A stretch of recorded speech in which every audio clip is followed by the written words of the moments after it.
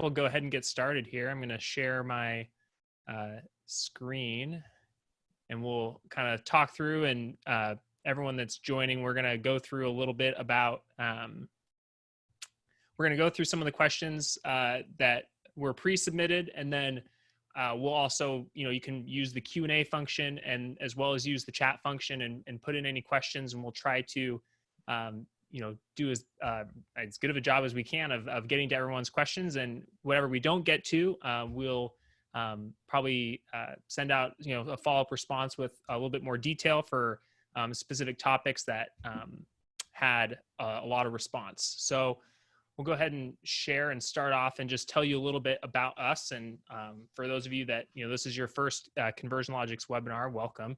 And then we'll talk a little bit about our panelists and we'll get started. So my name is Andrew Cederland. I'm the Chief Operating Officer here at Conversion Logix. I've been with the company for almost 9 years. It's been a fantastic ride. And yeah, it's great to be with you here today.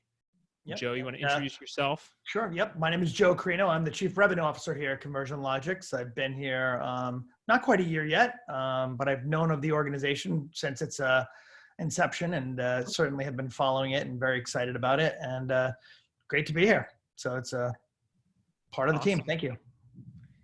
And so a little bit about us at Conversion Logix. So we're a digital marketing agency as well as a software company. So we are a Google Premier partner, a Facebook marketing partner, and we actually just got our notice that we've made the Inc. 5000 list of fastest growing companies for the 6th time in a row, but 5 years, so 2015 to 2020, which is awesome. And thank you to our clients represented here on this call, and as well as joining us virtually for helping. Obviously, we can't do that without all of you. So thank you very much. And then on the software side, we built a platform called the Conversion Cloud over the last 18 months. And it's really a lead generation and attribution tool, and helping, we've seen great adoption of it through COVID and helping communities get more tours and leads, and then being able to look inside the analytics and see what's really performing and pulling and where to reinvest money. And so, yeah, we're really excited. It's been a great tool, and we're hoping to continue to add more functionality. We just launched a texting feature in the last week or so, and we're going to continue to build out apps and make that the coolest lead tool out there. So that's a little bit about us. And then Joe, you want to talk through the panel and kind of webinar and what to expect today? Sure. Yes, we're very excited about this today. We have put together a format in which it will be sort of a roundtable discussion. We've got a number of different questions. We have 3 great panelists joining us. Some of the topics, obviously, tours, marketing mix, COVID challenges, state of the market. And then we do have some questions we might throw out. I'm not sure, Andrew, do you have a question or a panel you want to do before we get started? What are your thoughts there? Did you have one there? Oh, a poll? I do have a poll here. Yeah. Yeah, we can do the poll. Why don't we meet the panelists first? Meet the panelists, and then we'll go into the poll. All right, great. So what we are going to do is we're going to have the panelists introduce themselves. So Andrew, if you can click there one more, we're going to have our first panelist introduce herself, and we're going to get to know her a little bit. So please introduce yourself. Say hello. Hi, thank you. I appreciate it. So I'm Jessica Hyatt. I'm a director of marketing with Greystar based in the San Antonio office. Myself and my team, we specialize in third-party assets. So we have a pretty diverse portfolio, anywhere from pre-dev to lease-ups to stabilized B products. So it keeps us busy, but I really like having kind of a unique mix to that. I've been with Greystar for over 7 years now in a marketing position. So it's been a lot of fun, and honestly, I'm really excited to be part of this panel today. As you can see on the screen, there's a few little icons, emojis to get to know us. So I have to say the first one you look at has a surfboard, but it's a little bit misleading because I've actually never surfed. Always wanted to, but never have. But I love to paddleboard. The problem is that I am not good at it at all. And my kids actually, for my birthday, got me training wheels for my paddleboard. And y'all, it's really a thing. It's like flotation devices that sit on the side of the paddleboard. It's kind of like going bowling and you have to have the gutters on. Nice. like the little rails. Yeah. So anyways, also my team made me put the icon with the computer because I am like a data fanatic. I could sit and look at Google Analytics for probably hours and days on end, to the point where it's like embarrassing. I even like charge my team to spend 1 hour a day getting some kind of certification within Google Analytics. So I'm a little bit of a geek, but it's okay. Favorite social platform, I love Instagram, but I'm probably more of an IG stories kind of girl. I think at the end of the day, sometimes my brain's fried and I don't want to read. I just want to listen and watch videos and stuff. So, and then the last one, you can see that there's some sushi there. So fun fact, my husband and I actually opened a sushi bar last week. Wow. Yeah, Wow, so congrats. I know, thank you. It's been Wow. his dream, my husband's dream, forever and a day. And so we did it. The problem is I actually don't even like seafood. So when it came, so when it came to all the testing and all of that, sampling all the food, it was a bit challenging, but I'm growing. But you know what? It's been so much fun to take my passion for marketing on the multifamily side and get to do it kind of in a personalized business, family business, and have fun with that. I literally have like the app, the Google GMB app on my phone now, and can watch everything. So, Nice.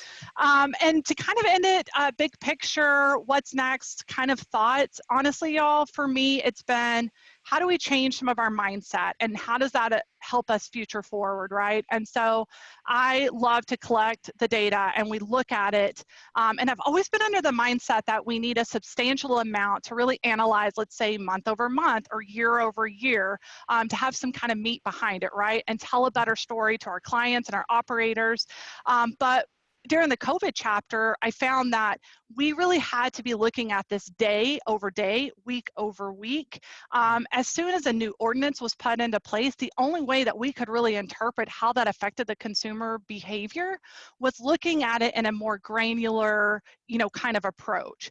And so all of these cool tools and products and things that are out there and that we're going to talk about today really don't matter if we don't understand what the consumer's doing and how the ordinances, and we're open one day, we're shut back down another day, how that kind of affects it. So I think globally speaking, for me, at least in our region, we were open, we were closed, we're halfway open now, and analyzing that data more granular will be something that kind of eyes wide open moving forward. Sure. Yeah, Yeah. no, it's certainly, it's been a challenging time. So thank you, Jessica. Yeah. Appreciate that. Next panelist, Melissa. Hi, I'm Melissa Ryan. I am the Director of Marketing for Greystar.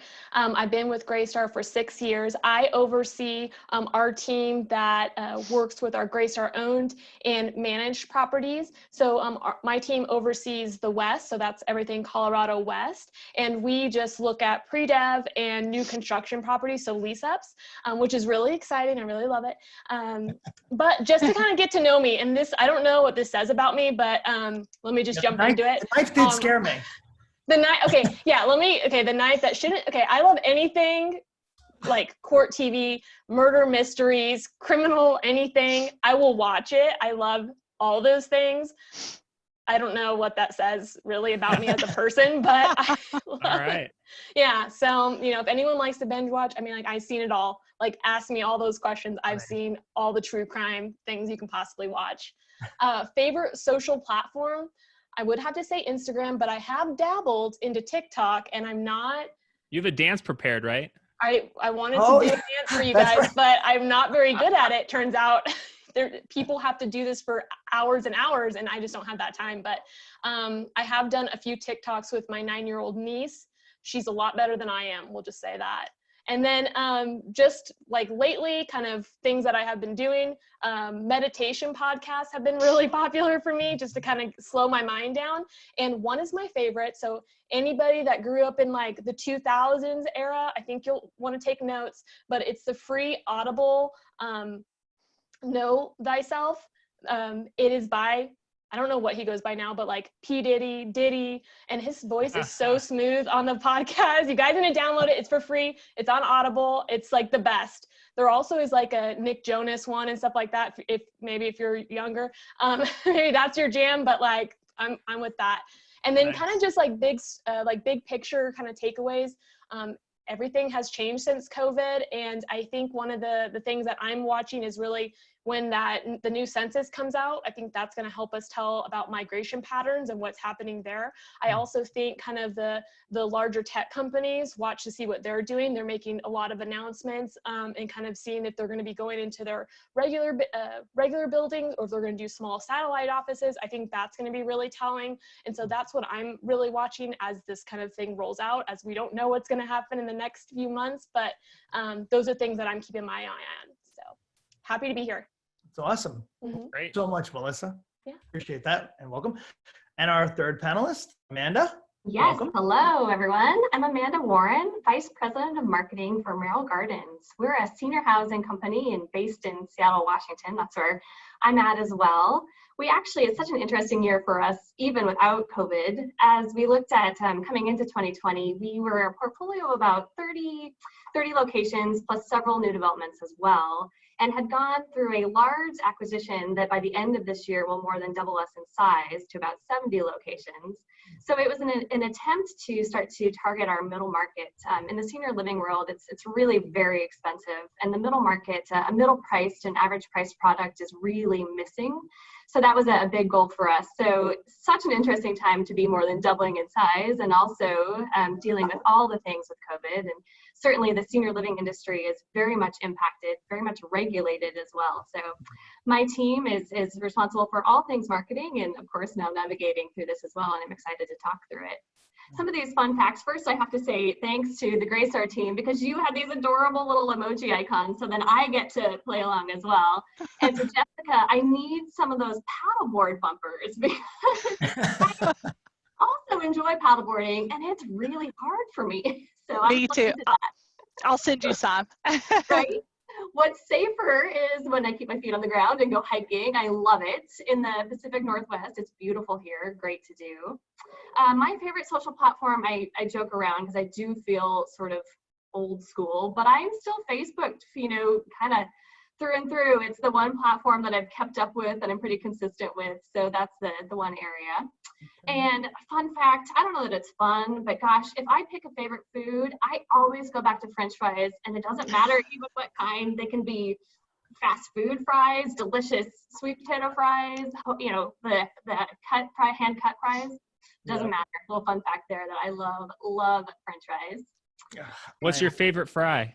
My favorite fry? Oh gosh, I think if I had to pick, I'd say, kind of little mom and pop hand cut fresh fries, the long ones that are all misshaped. If I had to pick. Yes, and yeah, big picture for us is it's a challenging time for every industry for sure. Senior living is not escaping it at all. A vulnerable population, and we know that COVID is impacting older adults more so percentage-wise than others. So it's a big focus for us this year. So big picture, that's one reason I'm actually really excited to learn on the multifamily side as well and hear from that. So glad to be here. Well, we really appreciate it. Obviously, I'm there with you on French fries. So Who isn't really? I know, right? I mean, exactly. So Andrew, do we have a panel ready that you wanted, or a poll that you wanted to kind of throw out to the? Yeah, let's throw a poll out here, and it's started. Let's see if I think I can launch the poll here. So you should see the poll pop up on your screen, and it is about tailoring content for COVID-19. And so for current marketing advertising, have you tailored content to address COVID? Was it something you maybe did in the past and now you aren't as much? But kind of where are you guys at? So I'll leave it a little bit of time, and then as you guys fill this out, and then we'll come back to that. We'll go to some questions and then come back to the poll here in a little bit. All right. Well, Andrew, you want to go ahead and kick us off with one of our first questions? Yeah. And I think, kind of the big, we're going to start off with kind of the COVID theme, because obviously, fall 2020, COVID is the big, elephant in the room, kind of overshadowing really a lot of the decisions that we're making. And so really the first question is, have you seen your digital and social marketing channels, change? Have you reallocated where you've put budget during COVID? And then looking forward to the fall, are you really looking at different platforms and where you're allocating budget to as it relates to COVID?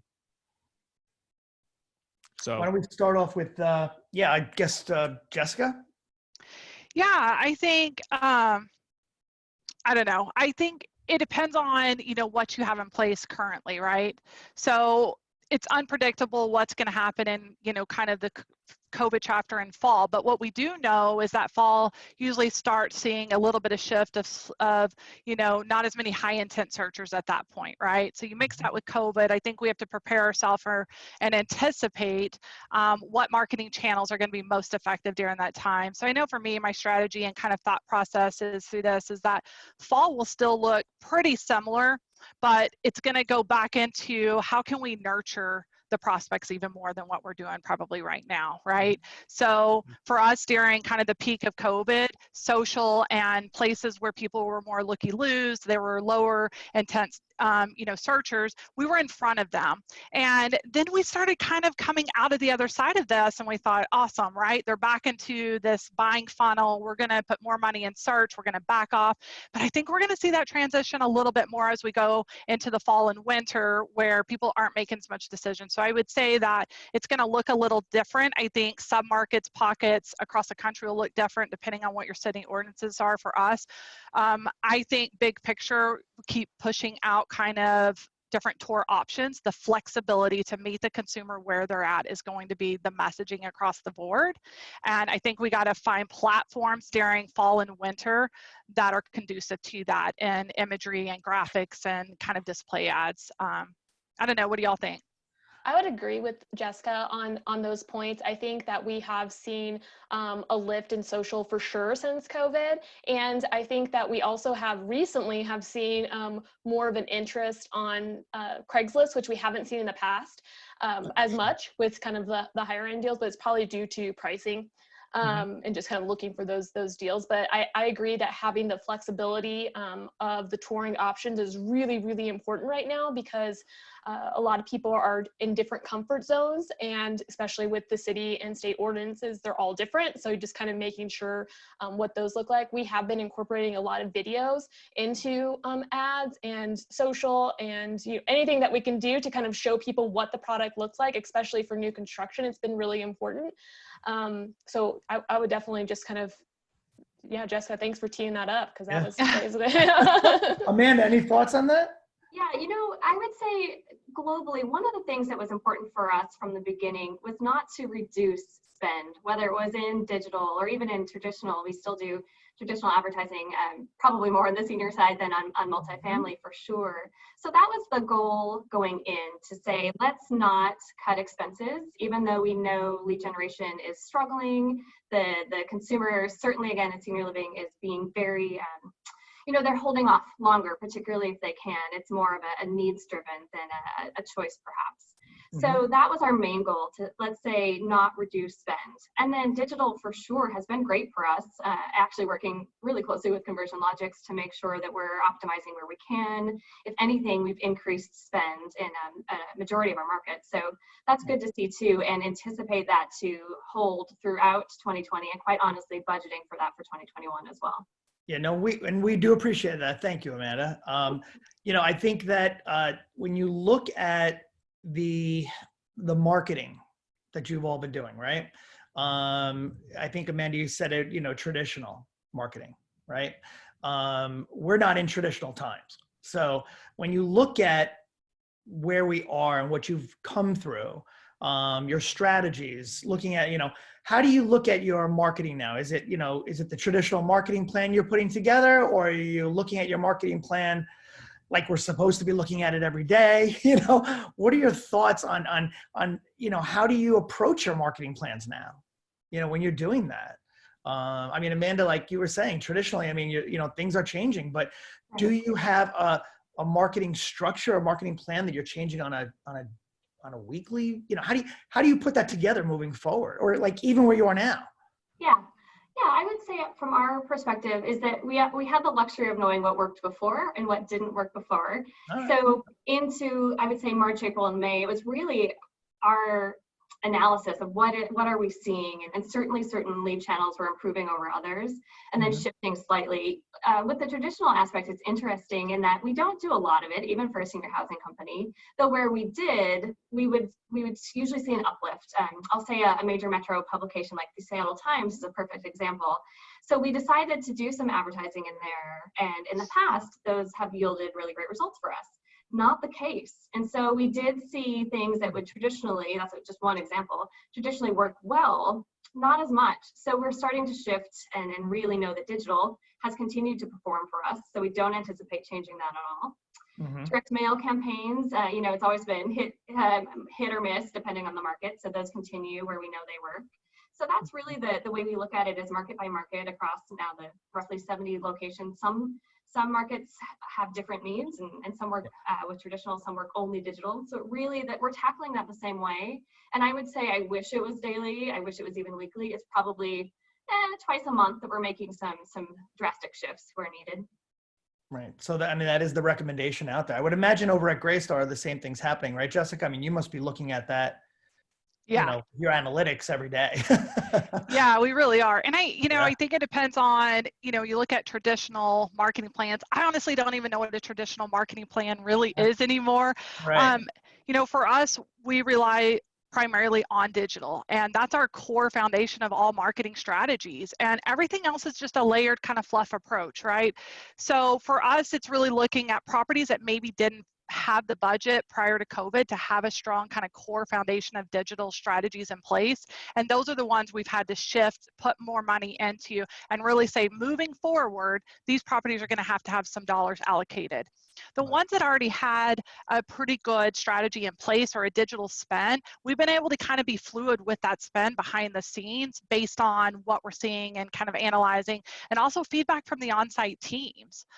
So not a lot of traditional, I would say, for us, as it is really is the digital strategy. I kind of feel like nothing really matters if we're not discoverable, if we're not searchable, and meeting the consumer where they're at, right? So are they searching, or are they on Facebook? Where are they? And once they did, how do we nurture them until we get them into that buying funnel? And the other thing too is we've really got to invest more in our residents than maybe we even did before this, because occupancy is really based on our residents right now. People aren't wanting to move. And Melissa and I had a chance to talk about this earlier, is being creative and having those dollars and funds allocated for resident retention, things like that. That needs to all be in play now, even more so probably than we had before.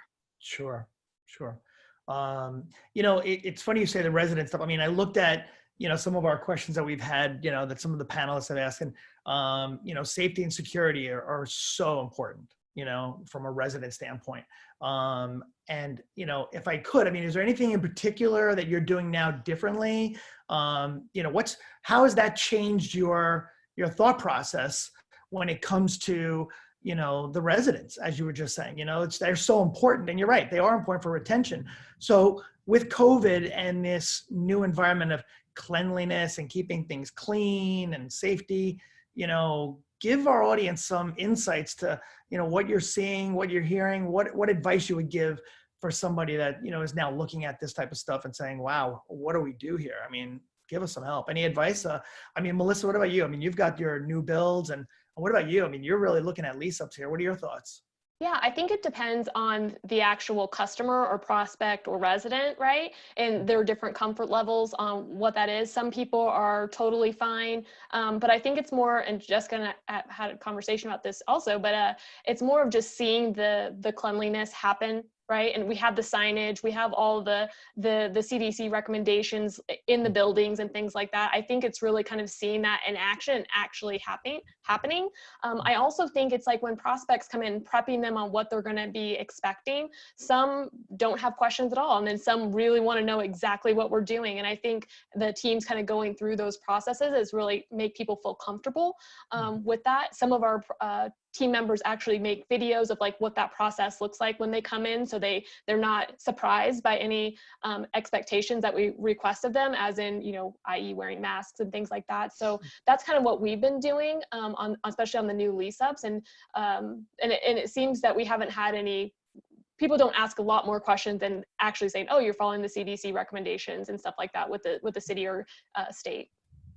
Well, Amanda, what about from your area? Because your area is very, you know, that's a very important part of your, you know, your industry there. What are your thoughts? It is, you know, in a strange way, it's almost the reverse problem.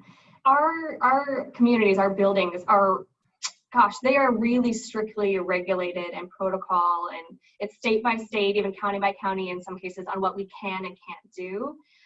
Honestly, living in one of our communities now is probably the safest it's ever been, but the lifestyle is so much different than it ever is as well. So you imagine if you know, kind of go backwards to March, April, our communities, for most intents purposes, were closed, and residents were primarily in their rooms. All dining was room service, you know, no transportation, all activities were virtual. Great ways to still engage, great safe environment, care still being provided, meals still being provided. So your needs were met, though your lifestyle was very, very different. And so now that has started to shift a little bit, and we've seen states reopen and whatnot, there's almost a reverse pressure and a simultaneous appreciation for the safety protocols that we have in place. So it is a very different look and feel in a senior living, senior housing community today than it was 6 months ago.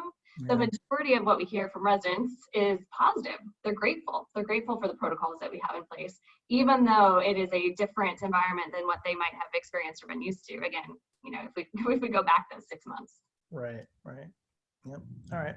Andrew, do you have a question? Do you wanted to, I know you had some. Yeah, I think I'd love to talk a little bit about tours. I think that, you know, we've all kind of gone through the last 6 months of roller coaster of, you know, Jessica, like you, I think Texas in particular has gone, you know, swung 100% open to then coming back. And I think, you know, I'd love to hear from each of you sort of how you attacked the, you know, how to deal with tours, and then also what you're seeing and what you've seen as time's gone on. I think, you know, we saw in the data early on that people weren't really, well, you couldn't really do any in-person tours. And then we started to see, you know, people more willing to, and so, yeah, just curious to kind of see, you know, what percentage, I guess, are virtual versus actually showing up when they're able to, and kind of how has that shifted over the last 6 months? And Jessica, why don't we start with you? Okay. All right. Yeah. Yeah, I think it's super tricky, and it's honestly kind of a hard question to answer because we were so regulated, right? So the options were taken away. And now I feel like we're kind of in a place where we have more options and flexibility. Our doors aren't wide open and customers can just come in today where we're at. It's still, it's always changing. We're kind of waiting. But one of the things is really adapting to that, right? So we have these rollback plans. We opened, we rolled back, and how the teams adapted to that. And so, you know, obviously we're pushing that out into messaging and things like that. But where I thought was really interesting, and a lot of feedback from our on-site teams is that it was really the style of virtual tours, right? Because they've been pushed into this virtual tour kind of platform. They got to do it somehow because we couldn't let you in the door. And you know, we're training our teams to be comfortable in offering these virtual tours, but a lot of the teams were like, it's actually the prospect that's not comfortable with it. They don't really want a FaceTime tour. And we were like, oh, whoa, okay, let's rethink this. And so for us, you know, I don't know percentages because we haven't been open long enough to offer everything for that. But I think for us, it's really saying, how can our teams be comfortable with all different tour types? And what are those tour types? Is that someone sitting on the other side of the computer and you're literally on the phone with them and you're sending virtual tours back and forth? Are you doing a real-time FaceTime, you know, tour in the apartment? Are you creating a video and sending it over? At the end of the day, our teams have really had to figure out what that prospect's needs and wants was in a way that they've never had to before. And I got to say, like, kudos to the on-site teams because they have adapted and been so creative and figuring that out. Even self-guided tours for properties that don't have, let's say, all these like virtual tour, you know, tools that have some dollars behind it, right? Or even self-guided. They've come up with videos that take any guesswork out of it for the prospect. And they've had to figure out ways to connect, engage, and almost humanize, right, the experience for the prospect virtually like that. They had to do it. So for us, we do have some self-guided tours. We found that to be very pocketed as well. Some of our, you know, just different audience and demographics have preferred to stay with the virtual part of it. So that's kind of what we're seeing. Okay. Interesting. Amanda, what about you on the senior living side? What did you guys do for tours? I'm assuming you had to totally shut down for a while. And what are you seeing now? Yeah, absolutely. You know, it's interesting, Jessica, the same problem is actually still true with a much older demographic, is that it is certainly the prospective resident and or even sometimes their adult children who are more hesitant to do those virtual tours or didn't know the platforms or the systems or things to use. So for sure, a very similar theme with our team having to figure that out. It's also interesting too, in that most cases with senior living, there are multiple tours that take place for every sale, and usually multiple family members. It's the resident, maybe it's a couple, they might bring in their son or their daughter. There's a group of people, which even more complicates it. So we have just started looking at in-person tours again inside the community. A lot of times we've tried to do outside tours where the person would come and then it would be sort of half in person, half virtual. So there would be we would give them an iPad, for example, and talk at a distance outside and kind of do the discovery. And then say from the on-site team's perspective, say, gosh, I'm gonna go inside now and you'll see, we'll still be talking. I'm gonna walk us through the dining area. I'll show you a model apartment and do the tour that way. So it was a good hybrid. That still very much happens. And just now, just very beginning, the phases of in-person tours. And again, it depends, across those 20 states, a lot of different regulations. It depends on if there was a COVID case in any of those locations. So a lot of variability. And again, the flexibility with those teams on site to one day they can do this and the next day they can't. Yeah. We certainly have been challenged by that. I know. Melissa, any thoughts? Yeah, I would have to agree with Jessica and Amanda that the flexibility, just having the virtual tours or video leasing, self-guided, and then, what we consider, I guess, an in-person or contactless tour have been different for every submarket there. I will say that we have seen people that have scheduled a self-guided tour and then come in and actually say, can you actually come tour with me?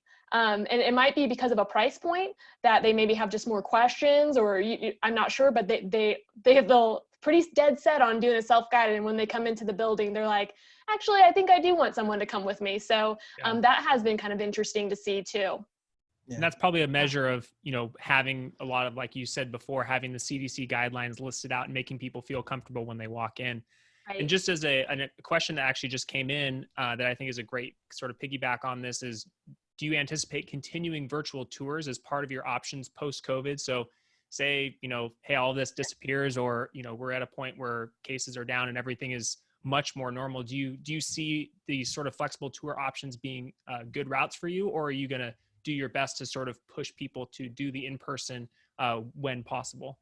I think that we have the flexibility now, and I think we have to kind of keep it there because, like I mentioned before, that people's comfort levels are all across the board. And I think that having these options are really important. And I think virtual tours are not going anywhere anytime soon. I agree. We've had teams even say they feel like they do a better job at closing on virtual tours. Like they're becoming so good at it. Yeah. And I think it's one of those things, like the prospect before didn't have the options, so they didn't know any different, but now they do.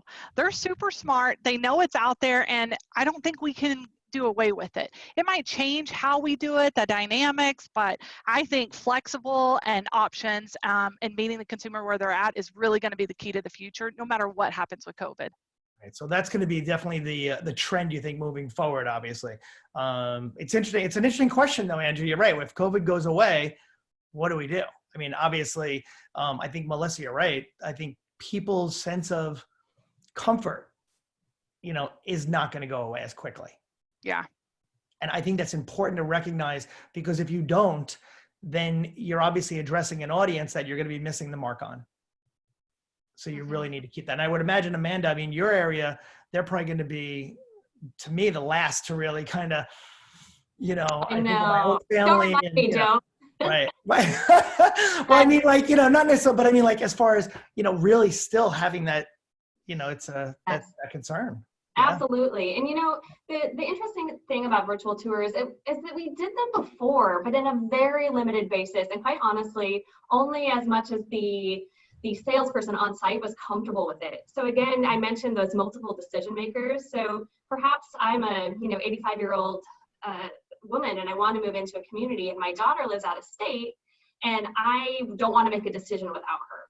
So by bringing in the ability to do the virtual tour and involve the, the daughter that way, and, you're face to face with the prospect, the actual resident, we've done that before, and where we were, I guess, brave enough to try it, it works really well. And so now I think by being essentially forced to do virtual tours, all of our teams will have that comfort to just say, gosh, this was a great tool then, I can use it now. So that's what I actually hope, fast forward a year or 2 years, who knows, that there's that tool that they realize that they were able to take advantage of and now use it in a much more positive circumstance. It's almost like the adoption rate, and COVID kind of helped with the adoption rate there, because we have all these great tools in multifamily, and sometimes it's tough to the change, right? To get people like, I know you did it this way for many, many years, but now we're going to do it this way. Try this new technology. And it's almost like force people to make this adoption because they had to. And I do think now that people have done it and they've been doing it, that they feel more comfortable. They're like, oh, I could do this, kind of thing. So I definitely think it's going to help. Instead of just sitting on the desk or sitting on the computer and not really using it. So. Right. All right. Andrew, do you have a question, or you want me to? Because I could continue on that same thought process with a particular question that we did have, and what are some of the things? I mean, obviously, you're looking at bringing people in differently, touring them differently, but what should people avoid? What have you seen over the last couple months that have happened that you're like, oh, that doesn't work? Or any recommendations for anybody out there? Any thoughts? I see Amanda shaking her head. She's like, yes, I've got plenty of what not to do.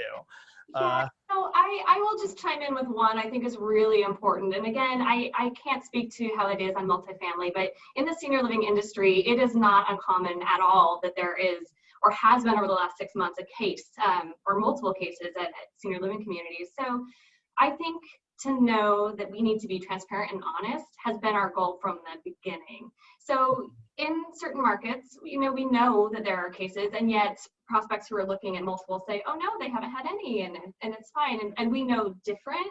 And so I think what not to do is not to hide and not to be transparent, and just say, yep, here's what's happening, here's what we're doing, here's our safety protocols, here's how it's going to look different, going back to helping that customer know what to expect. Right. So that, I think, is the big case. More of what to do is just to be open, honest, and transparent, and let people know whatever your circumstance is. Sure. And chances are they're going to find out probably before they even walk through those doors. Yes. And if you're right, if you're lying, or not lying, but let's say hiding, or Right. not wanting to share, you're probably better off taking that approach. Jessica, have you guys, what have you thought? I mean, same thing, similar? Yeah, I think so. I mean, I don't know so much on what not. I think for us, it's always like, don't pretend you're doctors or you're experts in health and things like that, right? You speak to what the CDC says and any maybe Greystar policies or whatever company, and really leave it at that. Don't be the one who's engaging in further dialogue about it, right? Because it could be a slippery slope for us on the side. So I think it's, Melissa mentioned it earlier, and I thought it was really good, is it's knowing the audience again, right? If they have questions and concerns, and speak of it, but don't be the one who brings it up and it's in your face, right? Our policies are set up. We're living by the actions, right? It's clean. We're doing everything we've said. So I think over divulging it's probably could be problematic. Mm-hmm. All right. Melissa, I got a question. You have a question there, Andrew? Sure. Yeah, I think this is just an interesting one to think about, and maybe Melissa, we'll start with you, since you like horror movies and all that. True crime? It's true crime. Oh, sorry. Oh, my bad. So, what keeps you up at night, or scares you over the next couple months? Like, what's sort of like in the back of your head? Like, what are we really trying to avoid? And I guess, what kind of keeps you up at night as we move through into the fall and winter, and with a little bit of the unknown ahead of us? I think it's just, for me personally, well, first, it's probably everyone's thing is the uncertainty, right? We don't know what we don't know yet, and just we have no idea what's going to happen in the fall. And there has been a large buildup of anticipation of what that looks like. So we're just kind of like, okay, what's going to happen in the fall? But I also think for like me specifically and my team, it's really with especially because I oversee the West Coast. It's just like the tech companies. What is their plan? What does that really look like? Will that change migration patterns? I don't know, and that's something that I'm kind of looking into and checking to see, like, okay, what are these companies doing? What are their plans? Do they have to stay near the office? Can they move wherever they want? We don't know. And I think that's kind of something that will change a lot. I am really curious to see what the new census will look like and what information that will bring, because I think that will help bring some light to what is happening. I'm really excited about that, but I think those are the kind of the big things that I'm looking to, is because I don't know what the Bay Area, the Pacific Northwest is going to look like in 6 months from now. Hopefully all positive, but it's just something that it's just so uncertain at this point. Definitely. Yeah. Amanda, what are your thoughts? I mean, what keeps you up at night? Absolutely. Well, I echo the uncertainty for sure. And sort of how long is this really going to take? It's one of those where back again in March, we had high hopes, I think, that it was a few months and things would level set, and really didn't see that decline that we had thought company-wide and countrywide. So just an interesting way to see what does that future look like. And then also knowing that, gosh, I would say, when 2008, kind of the housing bubble burst, when that last big sort of recession happened, it impacted senior living at that time greatly as well. And what was the need then was that there was a shift similar to what we're seeing today, is that the people who need senior living, they actually need care, an assisted living care or a memory care, that those people still actually made their way because it was need driven, but everyone who was making it out of a lifestyle choice decided to hold off and wanted their home values to recoup. So our model of senior housing, we have a lot of independent living and actually quite a bit of assisted living and memory care too. So I guess what keeps me up at night is trying to balance that message and trying to figure out, are we in this for a long enough term that we start to shift our model a bit like we had to back in 2008, and we've made our way back around. Here we are 12 years later. So just wondering how best to navigate that from a company perspective to plan for the next 12 months and the next 5 years. Yeah. Jessica? Great point. Yeah. So I think for me, I think we've always had some ability to kind of predict the consumer journey based on behavior, data that we've had. I literally lose sleep over not knowing what that journey looks like now for the prospect, the minute we figure it out, it changes or shifts. And so all this data we have, I still don't know that it's accurately really telling us a story of what tomorrow brings. I think that's probably my biggest thing. And then the second, this sounds stupid, but I'm always like, what product, what is something new out there that maybe I'm missing, we haven't thought of, because we're really putting everything out there, everything we know to do to increase occupancy during these times. And I'm like, is there something I'm missing or I don't know about? Is there a new strategy? So I think those two things are probably what I lose sleep on the most. Yeah. Well, Jessica, I have a meditation podcast for you. I'll send it over your way.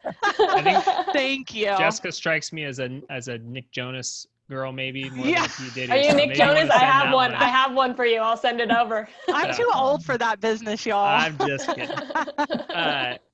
You mentioned occupancy, Jessica, and I want to follow up with another question on that. Is what have you guys seen as far as occupancy goes? I mean, a lot of what we're seeing as far as rent tracking and payments looks very strong, in a large part due to the government stimulus that we saw for kind of the, I guess, really Q2, and so.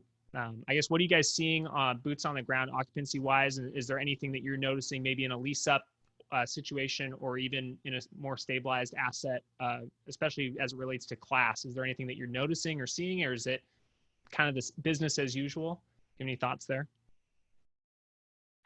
I can go first. So I think we have seen, just from the lease up perspective, it was a little bit difficult. We had to kind of move some of our goals around, especially in the beginning of COVID. But I think what's really has been affected is the submarkets, right? Because we have we used to have a pool of people that would move out of their buildings and new people that would want to rent at our apartments, right? But now we have seen our competitor set, or people that are more stabilized, have these really awesome incentives to stay. And so we don't have that pie anymore.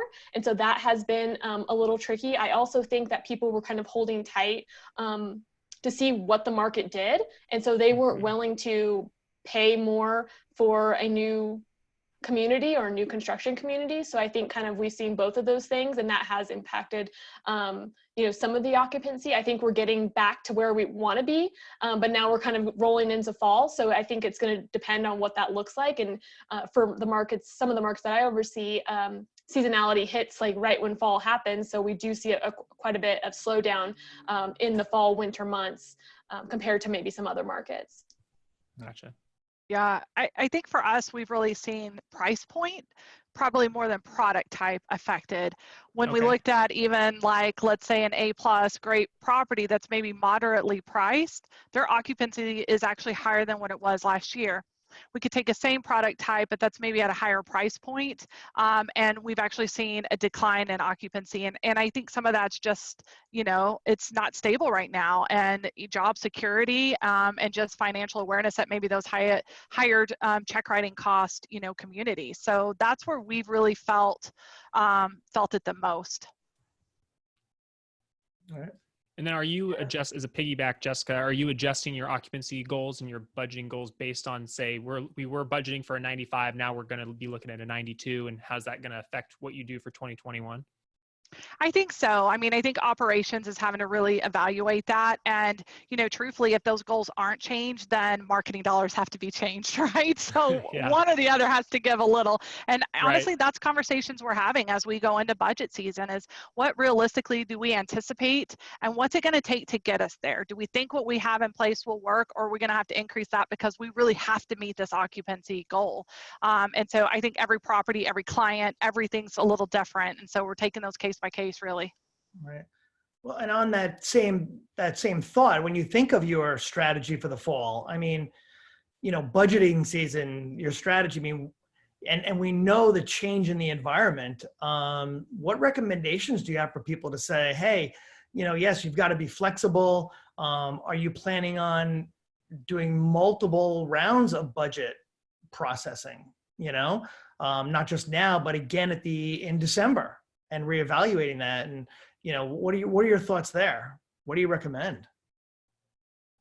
I don't know, Amanda, I mean, what in your area? I mean, you know, do they, you know, how quickly are you looking at that strategy for the fall and saying, you know, yes, we've got to start putting those budgeting in place, but is it being reevaluated throughout each month? I guess it would be. Yeah, I would say we actually did this process a couple months ago and looked and saw what our budget goals were. And for senior housing specifically, and I know different providers make different decisions, on our end, we actually stopped move-ins for a good 60+ days, and they weren't allowed as a safety protocol. Oh, okay. And even now, move-ins are limited. They're very tricky. There's a lot of hoops and loops that people have to go through to be able to make it a move-in that will work both for the prospect and for that community team. So knowing that, we looked at a couple months ago to say, okay, each community was budgeted at X amount occupancy. Let's revise that. Let's see what does make sense. And we actually did it through Q3. So we revised to say what is attainable by Q3 versus what would have been set back in 2019, looking at that same time for this year. So I anticipate the same process to happen, particularly as we start to go into Q4, and then again, a full budget review for 2021. Wow. Yeah, that's a lot of work. I mean, that's a lot of work to look at that. And I imagine, Jessica, from your standpoint, from an analytical standpoint, I mean, you must be looking at those. You do look at those numbers every day, I would imagine. Yeah, pretty much. And, you know, for me and my team and our market, you know, we're third party. So we're really talking to clients that budgets were set a long time ago, right? So we're way off of the budget, but we're justifying and telling a story. That's where those analytics, understanding it, interpreting it, and honestly, even like with the help of you guys, really being able to interpret what these campaigns are doing, what they're driving, and what would the effect be if we didn't have it in place, even if numbers aren't where we want it to be. And then anticipating that, again, the whole not sleeping at night, anticipating, you know, moving forward. But what do we anticipate that's going to be for the next year, so we can try to budget more accordingly, so we're not having to go back to these clients and say, hey, we need more money in this, or, you know, vice versa. And again, we've been really lucky because we had so many great campaigns in place already that we've just been able to kind of shift around and maybe cut some things that weren't working and shift those dollars versus having to necessarily tweak the dollar amount on the budget. Right. Yeah. All right. Melissa, anything to add? No, I agree with Amanda and Jessica. I mean, it's really looking at on a per month basis of like what we're going to be adjusting and where the goals are, because sometimes we set the goals in the beginning of the month and then we're shifting those around depending on everything that's happening, whether it's from, you know, the COVID situation or the submarket in general, prices drop, concessions in the market. So it's really just kind of adjusting as we go, and it's really monthly. We look at it weekly, but also we are making adjustments on a monthly basis. Yeah. One more question I have, and this is sort of, you know, putting yourself back in the, I guess, looking at all the knowledge you know now about how kind of COVID played out and a lot of the, you know, just changes on the fly we've all had to make around, you know, budgeting and allocation and even just flexible tours and everything. You know, what's the, I guess, is there one thing that you wish that you knew back when COVID first started that you're like, oh yeah, this was a great thing that we did, and you know, this turned out to be, I guess, one of the best changes that we made through all of this? Do you have anything that you feel like was really helpful, I guess, throughout this time that you know, you wish you could tell your past self or tell the audience of, yes, this was, you know, this what really helped us? Video leasing. Yep. Yeah. Really? Really. Why is It's that? because we couldn't have people come in, the comfort level and everything like that. It's really building those libraries out of touring, right? Getting all the floor plans that you have, right? Building up that library. So if we had to work from home, or if we, you know, couldn't bring people in the office, we still could tour people. And I think that was kind of a big thing. And I think people were starting to realize, oh, wow, we should have had something in place if we didn't already. Yeah, I totally agree. If I could go back, every property would have some kind of just virtual tour already on their website and not have to be something we had to figure out how to do. And the other one is every property would already have some kind of conversion tool on the site, some kind of chat, text, anything to help make a conversion for us. While people are sitting at home and kind of doing their own research, they could have done whatever late at night. Those two things was the first two things we went into action to try to implement when all of this started. All right, well, we do know a company that can help you there, so just let us know. Yeah, that's so weird. Yeah. Huh. I love it. Yeah. Amanda, what about you? What would you do? Yeah, similar to the virtual side, I would have really helped our teams early on within the first few weeks trust and implement and practice and do practice tours with myself and the team. I would have done that almost immediately and really helped them earlier on. And also, I wish I had had a crystal ball to know that we would be here 6 months later and still have the similar, if not more, issues to deal with. So those are the things I would have wished I had back in March. Yeah, I wish we all had that crystal ball. Exactly. Yeah. Andrew, before we go to the final question, and in lieu of time, is there any other question you want to bring up there? No, I think I'm good. There was a question that just came in on the chat about the second thing that Jessica said. Jessica, you mentioned, you know, getting the video library built up, and then having the second. Yeah, so I said having conversion tools like Conversion Cloud, a text feature, something that's immediate gratification, or chat feature, anything like that on the site to really help with conversion. That's been critical for us. The Take a Tour Now has been really popular too. Yeah. And also you know, just a shout out, but the text feature too with the Conversion Cloud, you know, being part of the pilot group, those are the things that we needed to have all along. And that's going to be one of the things moving forward we will continue to push for. Yeah. If we had a crystal ball, I would go back and texting would have been done before COVID. But yes, our developers only work so fast. No, it's been good. I'm glad they've been helpful for you. And we've seen great adoption. And I mean, actually just the other day we hit 150,000 leads total through the platform since its inception. And I think we just hit 100,000 only a couple months ago. So it's the amount of leads flowing through has just been, it's been wonderful, and it's been great to see. And I'm glad that it's been helpful for you. So yeah, it's definitely been helpful. Well, let's talk about sort of the final question here. And that really is, you know, what does the future look like as far as digital marketing goes? Let's just narrow down digital marketing and your digital marketing efforts. You know, where do you see, yourself in 5 years with all this stuff? I mean, I know that's a huge crystal ball, but we were hoping you were going to tell us that. We were anticipating y'all answering that one for us. Well, we have some ideas. Well, how about you can say digital, or as it relates to your industry, where do you see, multifamily or senior, if you were going to fast forward 5 years, what do you think you'd see differently from where you're at now? There you go. Oh, look at Jessica. I think I wish we knew. We knew, but I think the flexibility of the different tour options is still going to be popular. I think that videos are still going to be popular. Obviously, digital is going to be number one, and really investing those dollars into that, whether it's in social ads or let's see, maybe TikTok will be SEM, I think all that will still be something that we'll need to do, but I definitely think for the next 5 years, there's going to be more flexibility in what we offer. And then the videos, I think that's going to be, well, what about expanded. what about virtual tours, not virtual, where VR. VR, right. I mean, reality. are you seeing anything in that direction yet, or?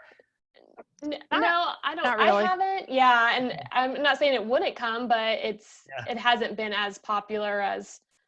But maybe if we're not forcing people, it's just kind of like what we said earlier. It's like maybe that's going to be the next thing. We haven't seen kind of people interested really, so I wouldn't say. Yeah. I hope in the next 5 years, you guys have come out with just even more amazing products that we're like, oh my gosh, we've put all our money in here and traditional marketing's really down. And so we're really looking for you guys for that next 5 years. I think some voice automation, things like that. I think we'll continue to see more touchless, but I just don't know. I'm excited to see, but I don't know. Yeah.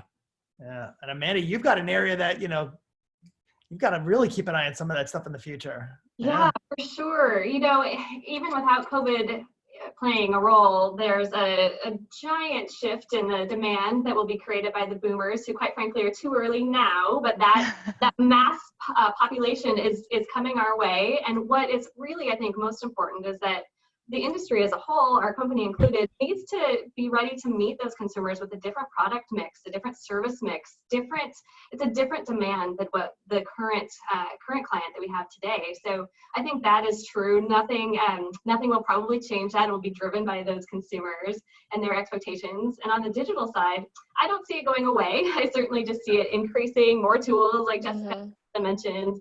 Certainly trying to meet those customers where they're at and give them those kind of touch points that make sense for them. Sure.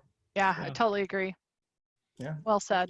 We really appreciate that. And, I know that we've come up on our time here. So, Andrew, you want to take us through some final thoughts? Yeah, I was going to just go back to the poll results real quick. And really looks like the vast majority of people, which is as you'd expect, have some level of COVID-19 messaging. And about 42% of people said that they directly mention, COVID-19 and some of the measures that they're taking. And then 49%, sometimes it depends on the medium. And so it will be interesting to kind of see how that shifts and changes. And my guess is it'll be much more kind of in the background is more of just the expectation. You're going to, now whenever you go somewhere, you just sort of expect that there's going to be a big plastic barrier that you have to talk to somebody through. And so that's sort of what I imagine will happen. And, speaking on the 5-year time frame, it'll be really interesting to see, I think a couple of big things that we're watching as an organization is really a lot of the